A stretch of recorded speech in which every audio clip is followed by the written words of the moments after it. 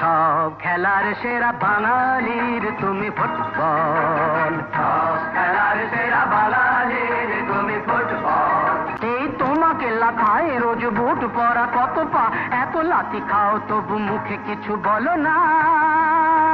পুড়ে মরো রোদ্দুরে কাদা মাখো বরসায়, পুড়ে মরো রোদ্দুরে কাদা মাখো বরসায়, তবু ভুলে বেঁচে থাকো অবিচার। 250 বছরের জমিদারি ঘুচে গিয়ে দেশ ছেড়ে পালিয়েছে ইংরেজ।